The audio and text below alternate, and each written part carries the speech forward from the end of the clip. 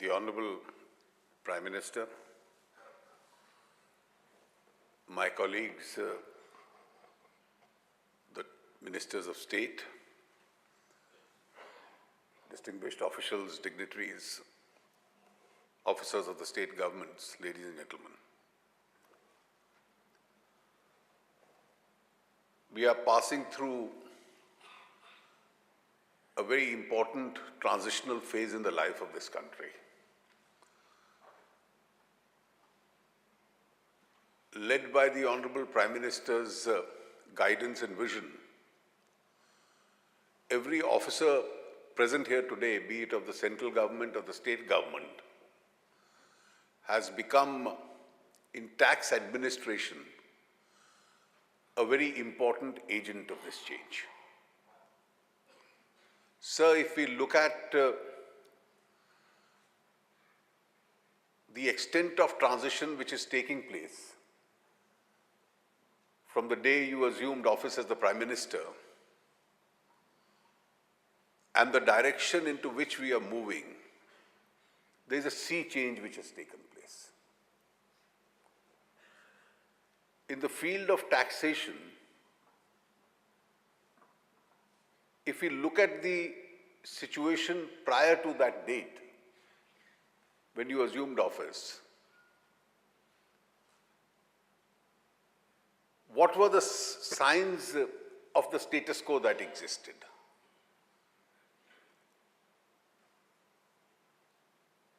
If one wanted to buy real estate in India, small or big, you had to pay money in multiple colors. If you wanted to transact businesses, the accepted norm had been to maintain two sets of accounts.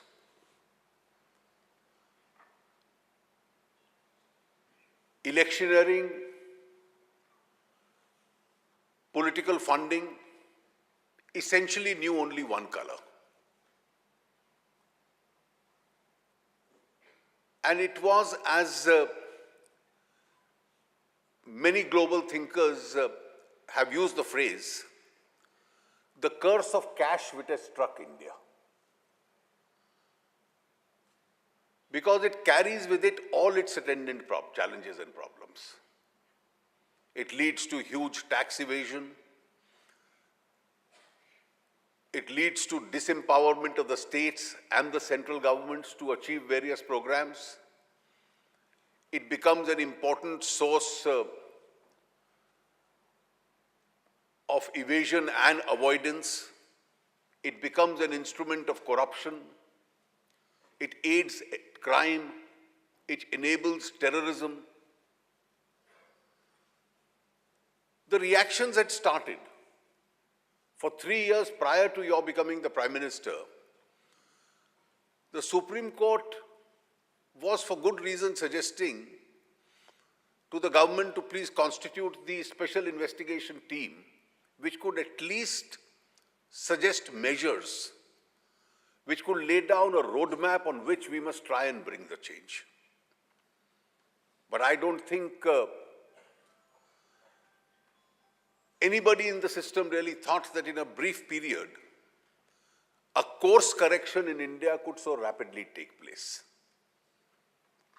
Both in the field of direct and indirect taxes, these have been transitional times, not merely aspiring to become one of the fast-growing economies or evolve ourselves from a developing into a developed economy. We are soon changing our tactics also. And I think today's conference, which will go on for a whole day and thereafter, really would result in a fresh set of thinking as to how we adjust ourselves to this change which is taking place. The first challenge, of course, is that India becomes from a tax non-compliant nation towards being a more compliant nation, for which it is necessary that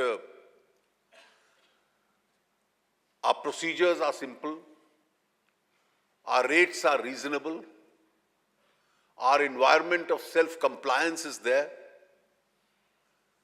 and then we use technology in order to minimize the connect and the contact between the assessing authority and the assessee itself. We need to improve upon our own standards of credibility by enabling a system which has a greater quotient of integrity in it. And our structures are so designed where evasion and avoidance